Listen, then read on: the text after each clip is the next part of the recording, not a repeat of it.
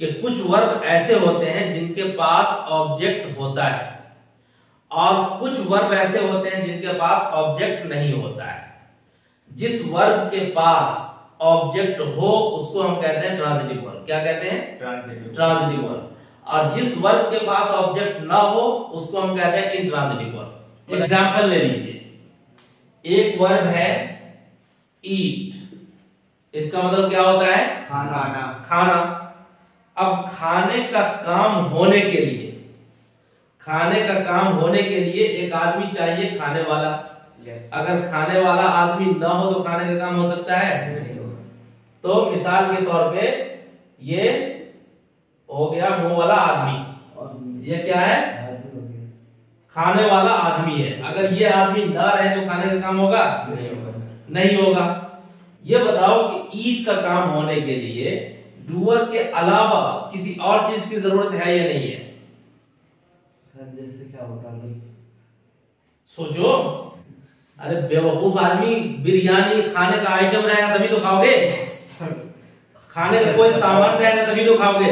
अगर खाने का सामान नहीं है तो क्या खाएगा आदमी? सर हम तो बीमार हैं। तुम बैठ गए सीधे आलती पालती मार करके, हाँ भाई लाओ, है ही नहीं खाना, तो क्या खाओगे?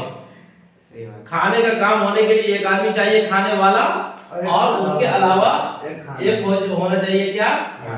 ये आइटम। ठीक है, ये दोनों जब रहेंगे ना तभी खाने का काम हो पाएगा। अगर ये दोनों नहीं रहेंगे तो खाने का काम नहीं हो पाएगा। समझ में आई बात? तो अब सिर्फ ये है और ये नहीं है तो खाने का काम नहीं होगा।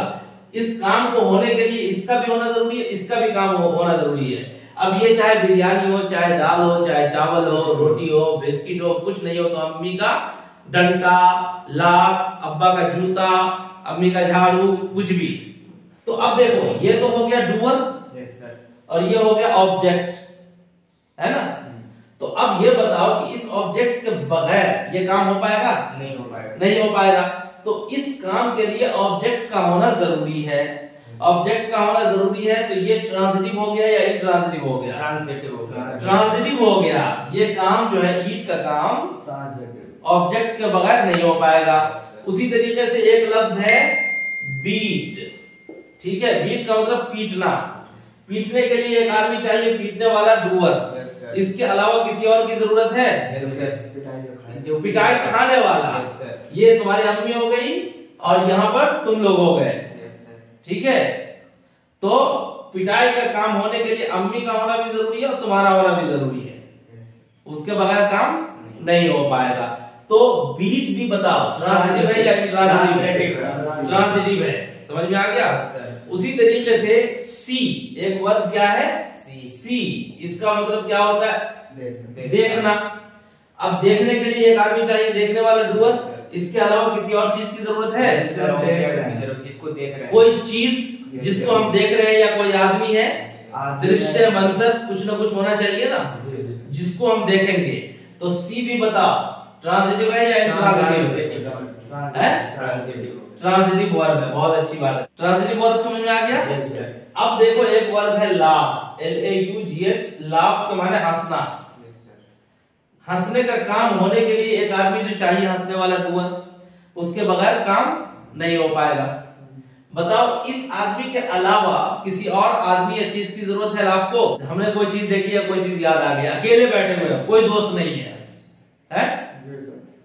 और हमको बात याद आ गई, कोई कभी की मार्केट की या कहीं की बात याद आ गई, अकेले में हंस रहे हैं। तो बताओ कि अकेले में कर रहे हैं, इसका असर किसी पे पड़ेगा? नहीं पड़ेगा ना। तो लाभ का काम होने के लिए हंसने वाला आदमी चाहिए, इसके अलावा किसी और चीज की जरूरत नहीं है। उसी तरीके से कराई, रोना। बताओ रोने के लिए एक आदमी चाहिए, रोने वाला, इसके अलावा किसी और की जरूरत है?